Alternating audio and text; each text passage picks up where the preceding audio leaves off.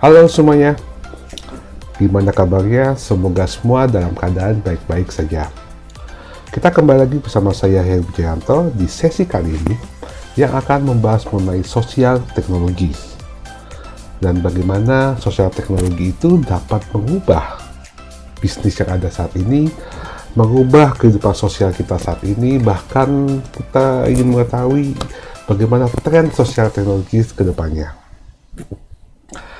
Kita mulai dulu dengan sebuah sebuah studi kasus atau kisah sukses dari sebuah perusahaan penerbangan yang betul-betul satu penerbangan yang mungkin bisa dikatakan satu airplane atau penerbangan terbaik yang ada di dunia, yaitu KLM.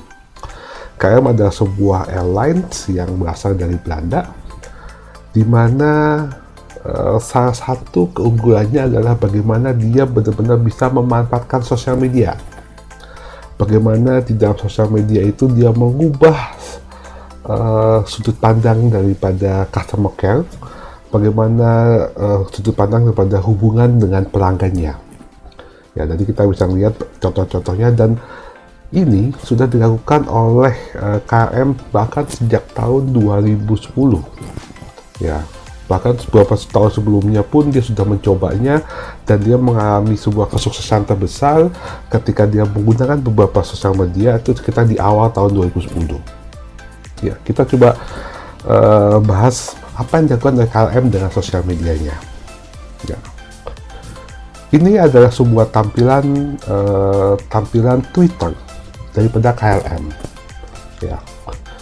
Apa yang menarik di sini? Ya. Jadi teman-teman bisa melihat sebetulnya bukan desain yang menarik, ya mungkin desainnya bagus, bukan itu, ya.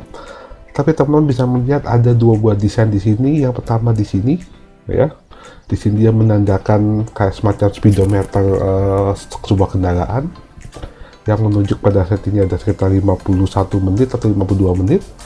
Kemudian di sini ada tulisannya 26 menit. Ya, apa artinya? Jadi dia setiap 5 menit sekali Twitter atau atau header ya di dalam Twitter daripada KLM itu sendiri itu selalu berubah. Ya, bukan berubah desainnya, tapi berubah semacam angka di sini. Jadi menunjukkan berapa menit ya mereka mampu membalas pertanyaan, mampu membalas Twitter, mampu membalas apapun yang ditanyakan oleh customer-nya. Ya. Jadi di sini bisa kita lihat per question or request, kita berharap bisa mereply-nya ya, atau menindaklanjutinya dalam kurun waktu di sekitar sekian menit. Ya, di sini 51 menit, 26 menit, dan setiap 5 menit sekali dia akan berubah. Ya. Kenapa ini dilakukan? Jadi ketika konsumen melakukan sebuah pertanyaan atau memberikan sebuah keluhan atau apa-apa, dia bisa melihat, oh saya harus menunggu beberapa menit lagi. Ya, jadi ini adalah respon waktu yang dibutuhkan oleh KLM untuk membalas atau mereply pertanyaan ataupun keluhan daripada pelanggan. Dan tidak hanya itu saja, ya. Selain quick response tersebut, dia juga bisa menggunakan 13 bahasa yang berbeda. Ya, tentu saja karena dia ada di Belanda, mungkin bahasa pertamanya di Belanda, kemudian bisa juga bahasa Inggris, bahasa Perancis, dan sebagainya. Ada 13 bahasa. Jadi mau nanya pakai bahasa apapun, selama itu ada di 13 bahasa tersebut, dia bisa akan menjawabnya. Nah, kemudian ada yang menarik di sini. Ini terjadi sekitar tahun 2014. Ya. Ada seorang penumpang sebuah KLM namanya Remco van der Boon, ya. Dia menuliskan bahwa sekitar tanggal 4 Desember dia akan terbang dengan KLM ke Miami, ya, dan pada tanggal itu juga dia berulang tahun, ya, dan dia juga dia ingin memohon ya semacam surprise pada dia, atau dia mengajukan ada pesta ulang tahun bagi dirinya, karena pada saat itu dia dari pesawat, dia tidak bisa merayakan ulang tahunnya bersama keluarga atau teman-temannya. Dan itu saya direspon oleh KLM, ya, direspon bahkan dia menanyakan punya nggak lagu-lagu yang di request yang udah kesukaan dia, atau mungkin ada suatu hal yang pengen pengen diinginkan oleh si Remco van der Bund. Dan akhirnya KLM membuat sebuah pesta party di atas pesawatnya. Ini gambarnya seperti ini, ya. Dia mengucapkan terima kasih karena pada saat itu dia dirayakan oleh kru pramugari yang ada di pesawat KLM, dan ini dia posting lagi di dalam sosial medianya dia, secara Facebooknya pasti tidak salah. Ya, tadi benar-benar dia keinginan konsumen, dia berusaha mewujudkannya, ya, berusaha mendekatkan diri benar-benar dengan konsumennya. Kemudian ada program yang dinamakan dengan KLM Surprise. Ini juga program yang sangat menarik, ya, di mana dia pada saat itu membaca Twitter daripada penumpangnya ketika penumpang itu ingin pergi ke suatu tempat dengan KLM, ketika dia nge-tweet, ya, dan setelah dia mendarat, KLM akan memberikan surprise pada dia. Dia benar-benar mempelajari apa yang diinginkan oleh penumpang tersebut. Ya, dia lihat kesukaannya apa sebenarnya tujuannya dia pergi pada saat itu dan sebagainya. Jadi dia hanya meminta penumpangnya ketika pergi melakukan nge-tweet, ya, istilahnya mention pada KLM, kemudian KLM mempelajarinya dan memberikan surprise ketika dia mendarat. Ya, ini contohnya ketika dia mendarat, dia diberikan hadiah, kemudian ini juga diberikan voucher untuk download aplikasi di App Store dan sebagainya. Ya, dan dengan apa yang dilakukan oleh KLM itu, membuat KLM itu menjadi salah satu perusahaan yang mampu memenangkan persaingan dengan menggunakan sosial media. Ya, jadi di sini ada kata-kata menarik daripada pihak KLM. Dia tidak hanya menggunakan sosial media itu hanya sebagai alat pemasaran. Dia melakukan kombinasi daripada marketer, arsitek, dan engineers, dan itu menjadi pilar bagaimana sosial strategi yang dinamakan dengan social automation dan development. Ya, dan dia percaya sosial media itu ada sebuah alat atau sebuah layanan yang menjadi dasar untuk melakukan kegiatan sosial. Ya, jadi dia benar-benar memindahkan sebetulnya kegiatan sosial secara offline, kegiatan sosial yang punya touch dari secara manusiawi, secara human, ya, itu dipindahkan dengan menggunakan teknologi. Ya, dengan menggunakan teknologi tentu saja sesuai dengan kebutuhan KLM sendiri. Hingga sekitar tahun 2013 atau 2014, saya lupa, KLM menjadi salah satu organisasi yang mampu menggunakan sosial media dengan luar biasa. Ya, mendapatkan award tahun 2014. Makanya di sini kata-katanya adalah KLM wins at social media. Nah, kenapa itu bisa terjadi? Itu kisah kita tadi itu terjadi sekitar tahun 2010 sampai 2014. Dan bagaimana dengan saat ini? Saat ini perkembangan atau pertumbuhan sosial media di dunia itu betul-betul luar biasa. Ini data global yang saya ambil masih di awal tahun April 2020. Ya, kita bisa melihat jumlah pengguna sosial media aktif di dunia itu adalah 3,81 miliar. Dan itu sekitar 49% populasi yang ada di dunia. Jadi 50% penduduk dunia itu memiliki sosial media. Ya, dan growth-nya setiap tahun itu adalah 8,7% atau sekitar 304 juta.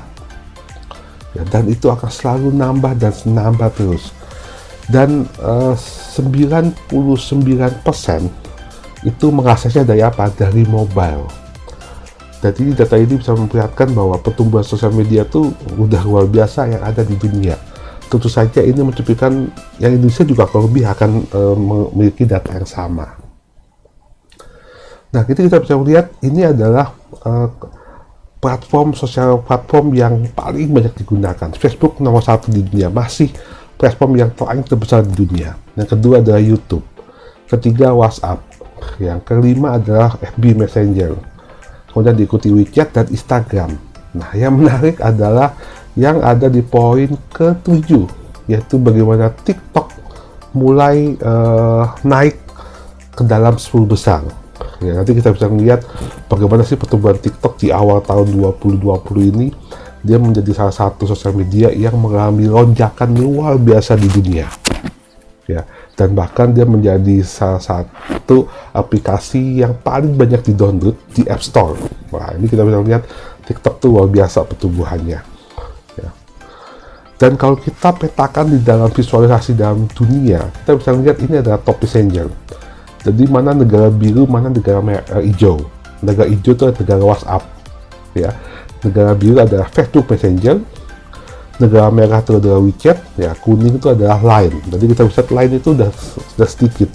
Nah, Indonesia termasuk dalam negara hijau, yaitu negara yang paling banyak menggunakan WhatsApp sebagai media messengernya. Jadi kalau kita bisa dibilang di dunia itu mungkin hanya dibagi menjadi dua, ya, yaitu negara biru yaitu Facebook Messenger dan negara hijau yaitu WhatsApp. Nah, yang ketiga baru adanya WeChat. Ya, jadi kita bisa lihat pertumbuhan yang luar biasa yang ada di dunia. Nah, kenapa muncul istilah sosial teknologi? Ya, jadi sosial teknologi kata belakangnya itu muncul bagaimana penggunaan sosial media itu tumbuh di dalam masyarakat global. Dan tidak salah, banyak orang menghubungkan sosial teknologi itu dengan penggunaan digital social network seperti Facebook, Twitter, LinkedIn, ya, Instagram dan sebagainya.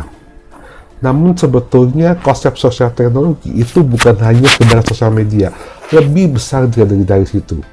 Ya, dia benar-benar mengkolaborasi atau menggabungkan ada social science dan ada humanities atau manusiawinya sebagai makhluk sosial yang ada di dunia.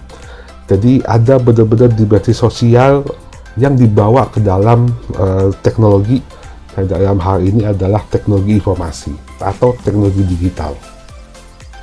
Jadi bisa katakan sosial media itu mungkin hanya satu bagian daripada sosial teknologi. Ya. Kita ambil beberapa definisi daripada sosial teknologi. Ini yang pertama, sosial teknologi itu dapat didefine atau definisikan sebagai teknologi yang digunakan untuk apapun yang berhubungan dengan basis sosial. Termasuk social hardware, misalnya bagaimana teknologi hardware bisa digunakan untuk secara sosial bersama-sama, social software, bagaimana komputer itu sebagai media untuk saling berhubungan, dan juga tentu saja adalah sosial media itu sendiri. Jadi definisi yang diambil oleh Abel Gini itu mengatakan bahwa sosial teknologi itu terdiri dari tiga hal, yaitu social hardware, social software, dan juga sosial media. Lain lagi pada definisi daripada Cui et al. Ya, dia mengatakan bahwa sosial teknologi itu adalah digital teknologi yang digunakan manusia untuk berinteraksi secara sosial dan juga bersama-sama untuk membangun, kemudian untuk bertukar konten, ya, menambah konten, saling kolaborasi, berhubungan, berkomunikasi di dalam dunia digital. Jadi kata kuncinya di sini adalah adanya teknologi digital. Dan yang kedua, kata kuncinya adalah interaksi sosial. Ada sisi humanisme yang ada di sini. Nah, kalau kita lihat, dua daripada definisi tadi sebetulnya kurang lebih mirip atau sama, hanya sudut pandangnya berbeda. Dan itu akan membuat tiga buah karakteristik daripada sosial teknologi. Yang pertama, mereka dihubungkan dengan namanya informasi teknologi atau digital teknologi. Yang kedua, mereka mendistribusikan sesuatu hal atau membuat sebuah konten, memodifikasi konten, menambah konten, dan saling berkomunikasi. Itu poin yang ada kedua, yang ada di tengah. Dan yang ketiga, bagaimana dia enable ya, untuk mendistribusikan atau punya akses, ya, atau punya akses di dalam kontribusi mereka untuk menikmati konten yang bersama-sama dan saling berkomunikasi.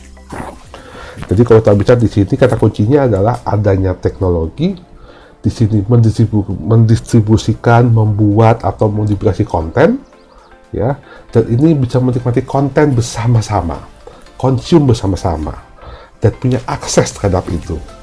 Ya. Jadi kita bisa melihat di sini adalah bagaimana sesuatu hal itu bisa digunakan bersama-sama dengan adanya teknologi itu membuat dampaknya atau impact-nya menjadi lebih besar. Itu dinamakan dengan sosial teknologis. Ya. Kemudian ada tiga dimensi pada sosial teknologis. Ya, yang pertama, interactivity. Jadi ada hubungan interaktif antara satu dengan yang lain. Kemudian itu nomor 2, sorry. Yang nomor 1 adalah research atau kaya, ya. Kaya akan konten, kaya dengan medianya, verbal ataupun non-verbal, dan memfasilitasi beberapa hal sesuai dengan urutan waktu.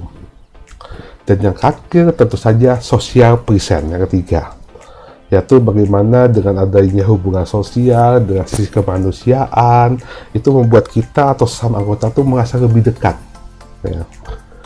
Coba teman-teman bayangkan di saat situasi pandemik seperti saat ini, yang kita harus work from home, stay at home, tanpa ada sosial media, apa yang akan kita lakukan? Tentu sangat sulit sekali, ya. Mungkin jiwa sosial kita, jiwa komunikasi kita itu akan menjadi lemah. Namun kita bisa melihat dengan adanya saat ini, dengan situasi seperti ini, penggunaan sosial media kita tuh sangat meningkat. Ya, hubungan sosial kita lebih sering sekarang ada grup call, video call, ikut webinar, ya, saling posting dalam sosial media, interaksi. Itulah dinamakan dengan sosial teknologi. Ya. Kita beruntung di saat seperti ini, teknologi di dalam sosial teknologi sudah semakin maju, sehingga mau tidak mau itu mampu menutupi atau mengisi ruang kosong yang ada di sisi manusia dari kita. Itulah kekuatan daripada sosial teknologi. Nah, kita membahas sekarang tren sosial teknologi. Yang pertama adalah sosial e-commerce. Wah, ini apa lagi nih? Ini ada sosial e-commerce, ada bagaimana sosial media berubah bentuk menjadi sebuah perantara di dalam e-commerce, ya. Ingat ketika sosial media itu muncul, itu dia tidak ditepikan sekali bagaimana itu menjadi sebuah alat untuk bisnis, sebuah alat untuk marketing, tidak. Ya, dia murni bagaimana sosial media untuk membina sebuah komunitas, membina sebuah komunikasi secara sosial. Kita lihat di sini, apa yang terjadi tren di dalam sosial e-commerce. Yang pertama, native checkout, ya. Bagaimana kita melakukan finding, mencari dan membeli sebuah sesuatu yang mungkin disappear, yang mungkin tidak kelihatan. Ya, kita bisa mencari sesuatu apapun kan melalui sosial media. Impulse shopping, jadi keinginan untuk membeli, ya, itu sekarang semakin dimudahkan. Mungkin saja kita mungkin pernah mengalami seperti ini. Kita tidak ada rencana membeli sesuatu, kita tidak ada rencana untuk belanja. Namun ketika kita melihat sosial media kita, ketika tiba-tiba muncul iklan yang ternyata itu sesuai dengan kita, yang akhirnya menumbuhkan impuls, menumbuhkan keinginan kita untuk membeli.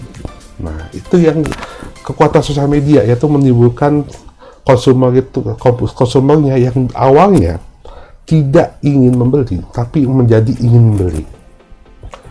Yang ketiga adalah analitik. Ya, bagaimana sekarang ada sebuah analitik bagaimana kebiasaan belanja kita, yang kita gunakan seperti apa, perilaku kita dalam berbelanja itu bisa dianalisa. Yang sebelumnya mungkin sangat sulit sekali bisa kita lakukan. Ya. Kemudian user generate content, yaitu bagaimana munculnya social commerce app, ya. Terkadang kita ini seperti ini. Kita mungkin sama-sama punya sosial media. Saya punya Instagram, teman-teman punya Instagram. Tapi teman bisa lihat kah? Bagaimana iklan yang muncul di dalam Instagram kita?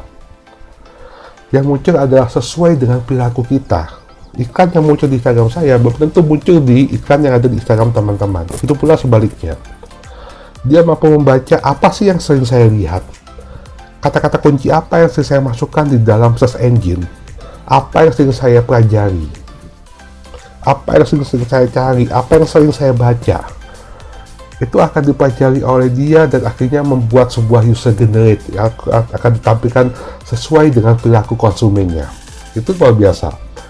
Ya, itu mungkin dulu tidak pernah kebayang.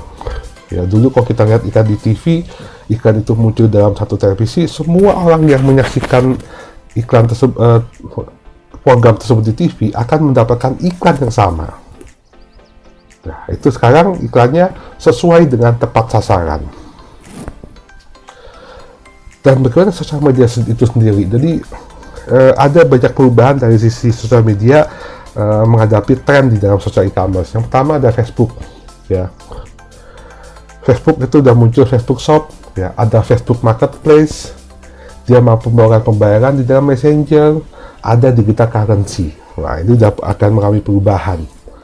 Bahkan nanti Instagram pun juga akan mengalami perubahan, sudah mulai di tahun ini, ada shoppable cost, ada mulai ingin memasukkan bagaimana fungsi untuk posting berhubungan dengan penjualan produk, ada stiker produk, ya, ada augmented reality dan sebagainya. Pinterest juga sama, ada katalog-katalog, ada shopping ads di sana, ada personalized shopping yang bisa direkomendasi. Kemudian TikTok, nah ini yang luar biasa. TikTok sekarang akan berkolaborasi dengan Amazon, ya. Jadi nanti bagaimana TikTok itu bisa ngelik dengan Amazon, sehingga bisa langsung beli. Jadi sebagai hub antara TikTok, antara dia dengan pihak Amazon, ya. Kemudian Snapchat juga akan masuk dengan kolaborasi dengan Shopify, ya. Bisa juga di dalamnya dia menyediakan store dalam aplikasi tersebut. Jadi beberapa platform di dalam sosial media itu juga melakukan update yang berkaitan dengan social e-commerce, ya. Dan kenapa itu terjadi? Kita lihat di bawah data-data yang ada. 80% yang shoppers atau orang yang suka belanja anak-anak muda itu selalu impulsive buying decision online. Jadi sering sekali mereka beli sesuatu yang mereka tidak butuhkan, mereka sering membeli sesuatu yang membutuhkan sangat cepat dan sebagainya, ya. Kemudian ada antusias bagi orang untuk belanja dengan menggunakan Instagram untuk melakukan pencarian produk. Nah, kemudian banyak orang sekarang belanja karena apa? Karena melihat review daripada teman-teman yang ada sekelilingnya. Ada mention positif dari teman-temannya. Jadi kalau sekelilingnya bilang ada produk A yang bagus, secara tidak sadar memotivasi dia untuk membeli barang tersebut, ya. Kemudian ada 55% itu orang sudah sering membeli melalui Facebook, Instagram, atau Pinterest. Jadi sudah mulai orang menggunakan sosial media itu untuk melakukan penjualan. Itu sudah banyak sekali di dunia, apalagi di Indonesia, seperti kita tahu, banyak sekali hal seperti ini. Jadi fungsi sosial media pun sudah mulai berubah. Ini contoh bagaimana Instagram itu menggunakan augmented reality, ya. Nanti kita ada sesi khusus di belakang tentang augmented reality. Di sini ada produk stiker di dalam storiesnya, nanti ada bisa ditantumkan price-nya seperti apa. Nah, ini ada shoppable post di Instagram feed, ya, tag produk sebagainya, dan nanti juga ada augmented reality. Jadi Instagram mulai menampilkan fitur-fitur yang berkaitan dengan social e-commerce di dalam fitur Instagramnya. Kemudian Pinterest, nah Pinterest itu bisa menampilkan mirip seperti kalau kita belanja di e-commerce, ya. Jadi ada produk-produknya, tampilan seperti apa, nanti kayak semacam, ya, tampilan-tampilan foto-foto barang-barang produk yang ingin kita jual. Jadi sub-the-look ads, nanti tampilannya tuh seperti, ya, tampilan iklan yang ada di e-commerce, ya. Padahal itu sebenarnya ada Pinterest, ya. Kemudian tren yang kedua ada dominasi daripada The Big Five, ya. Jadi The Big Five ini, 5 sosial media ini adalah sosial media yang mungkin untuk saat ini masih susah tergantikan. Saya nggak tahu 5 tahun lagi, 10 tahun ke depan seperti apa, tapi untuk sekitar tahun 2020 ini ada 5 pemain yang luar biasa. Mungkin akan tetap sama sekitar 1-2 tahun ke depan. 5 yang sama itu adalah Facebook, ya, YouTube, WhatsApp, FB Messenger, dan juga Instagram. Nah, yang menarik diperkirakan TikTok akan masuk dalam 5 besar ini, karena pertumbuhannya luar biasa. Ini yang berkaitan dengan sosial media. Twitter mulai menurun, LinkedIn itu karena dia spesifik sekali, ya. Dan kalau teman-teman lihat di biru ini dulunya pernah menjadi 5 besar. Jadi ada penurunan daripada LinkedIn dan juga Twitter. Nah, yang menarik adalah yang dibintangin ini Facebook, WhatsApp, Facebook Messenger, dan Instagram itu adalah satu keluarga, yaitu keluarga Facebook. Jadi kita bisa melihat Facebook itu benar-benar menguasai 5 sosial media yang ada di dalam dunia ini, ya. Bisa katakan 80% itu dikuasai oleh Facebook. Nah, Jadi 5 tren ya. Jadi sebetulnya walaupun terjadi skandal di tahun 2018-2019 di dalam Facebook, yaitu mengenai pencurian data dan sebagainya ya, tapi Facebook tetap mendominasi saat ini. Dan 5 ini mungkin bisa dikatakan adalah ini 5 tools terbaik untuk marketer saat ini ya. Jadi para marketer sekarang lebih banyak fokus menggunakan 5 sosial media yang terbesar saat ini ya. Jadi bisa dikatakan Big Five offer the best tools for the marketers. Regulasi akan semakin naik ya, terutama pemerintah sudah melihat bagaimana data privacy ini mengacu pada kasus yang terjadi di Facebook ya. Banyak data yang mulai dicuri, kemudian kemarin barusan aja di Indonesia Tokopedia juga mulai dibobol, data-data kemarin Zoom juga sempat dibobol. Jadi regulasi akan semakin ketat dan tingkat keamanan juga akan semakin ketat. Nah, this network may not be so nice for long. Jadi ada yang menarik di sini ketika itu berbeda sekali, dan itu bisa saja menjadi pengganjal the big five itu ya, itu adalah TikTok. Jadi TikTok di awal tahun 2020 ini mencetak big hit yang luar biasa, lebih dari 1 miliar download ya, dan itu akan terus naik angkanya dan menjadi sebetulnya tahun 2020 ini adalah menjadi aplikasi sosial media yang paling banyak di-download, itu adalah TikTok. Dan diperkirakan dia akan bisa masuk menjadi salah satu the big five di dalam 2 tahun 3 tahun lagi ya. Kita lihat aja nanti perkembangannya seperti apa. Kemudian tren yang ketiga itu bicara tentang augmented reality. Nah, augmented reality di awal dikembangkan teknologi ini lebih banyak digunakan untuk showroom dan juga untuk video game. Namun sekarang sudah bukan itu lagi ya. Sudah mulai masuk ke dalam dunia e-commerce, sudah mulai masuk ke dalam dunia sosial ya. Jadi banyak sekali perubahan yang terjadi. Jadi sosial media itu menjadi satu pionir dalam area augmented reality. Salah satunya adalah Snapchat yang dia menggunakan lens filter di dalam Snapchat-nya. Kemudian penggunaan teknologi, ada augmented reality ads untuk Facebook, Instagram, dan juga YouTube. Bahkan Google Map itu menjadi lebih sosial dengan menggunakan augmented reality yang dia namakan dengan Live View ya, yang sudah mulai muncul di tahun 2019. Nanti kita lihat seperti apa tampilannya. Dan berdasarkan statistik di sini 100 juta pengguna itu berharap bisa menggunakan augmented reality untuk teknologi shopping di tahun 2019 ya. Dan 48 konsumer mengatakan bahwa dia lebih suka ketika penjual itu mulai menjalankan augmented reality.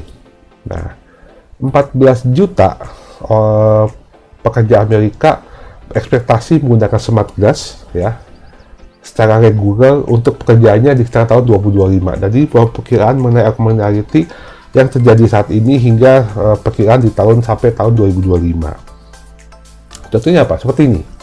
Ini adalah bagaimana Google Map Live View ya. Jadi Google Map sudah menggunakan augmented reality-nya, dia bisa melakukan live view di sini, petanya seperti ini, dan ini adalah view yang langsung yang ada di depannya. Jadi benar-benar penggunaannya seperti ini. Ini contoh daripada Google Map. Contoh lain adalah ini ya. Jadi bagaimana iklan ya yang digaungkan oleh Burger King dengan menggunakan Burger King aplikasi ya. Ya ini yang lucu adalah dia dapat membakar iklan daripada McDonald dan mendapatkan voucher. Jadi ketika ada gambar iklan McDonald menggunakan aplikasi ini ya, dia kayak foto di situ dan tampilannya akan menjadi voucher bagi dia. Ya, jadi ya ini persaingan kalau di luar negeri, persaingan McDonald dan Burger King itu luar biasa. Ya, jadi ya ini bisa dibilang sebuah aplikasi yang saling berkompetisi antara Burger King dengan McDonald. Kemudian beauty brand. Jadi sudah bisa mulai seperti ini di L'Oreal Virtual Health ya. kita bisa melakukan cat rambut tanpa kita mengecek duluan. Jadi kalau kita pengen beli cat rambut, kita bisa testing di dalam iPad kita atau tablet kita atau handphone kita, sehingga kita bisa memilih cat rambut atau warna rambut yang cocok ya, sehingga kita tidak salah pilih. Sama seperti ini menggunakan di Sephora menggunakan 3D, jadi tidak perlu testing lagi dengan menggunakan lipstiknya, tapi kita bisa menggunakan augmented reality dengan sesuai wajah kita, sehingga kita bisa tes dulu secara virtual make up atau alat-alat make up yang pengen kita beli. Ini adalah iklan augmented reality ya, jadi kita dengan wajah polos seperti ini, terus kita bisa memilih barang-barang yang ada, misalnya kacamata, baju, segala macam. Kemudian tampilannya akan menggunakan kacamata atau baju yang kita pilih ya. Kacamata bisa kita ganti ya, posisi rambut bisa kita ganti, make up beauty-nya bisa kita ganti ya, jadi sesuai dengan produk tersebut.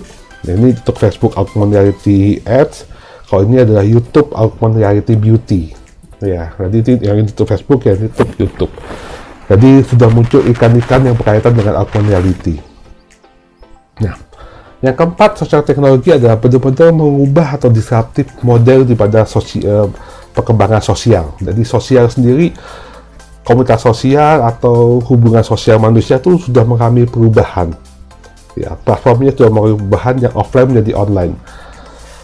Ada beberapa contoh yang terjadi di dalam perubahan sosial dengan adanya teknologi. Contoh micro-lending atau micro-filantropi, collective action, volunteer marketplace, dan sebagainya. Kita langsung aja dengan contohnya. Facebook sudah masuk pada Facebook Cause ya. Jadi Facebook itu punya aplikasi sendiri sekarang namanya Facebook Cause untuk membantu mempromosikan non-profit ya, menghimpun dana untuk membantu permasalahan sosial yang terjadi, untuk membangun donasi. Ya, itu Facebook punya sendiri. Kemudian ada Kiva ya, micro-lending platform yang menghubungkan antara para investor-investor yang tidak besar ya dengan semua entrepreneur. Jadi kita bisa melakukan investasi ya, pemberi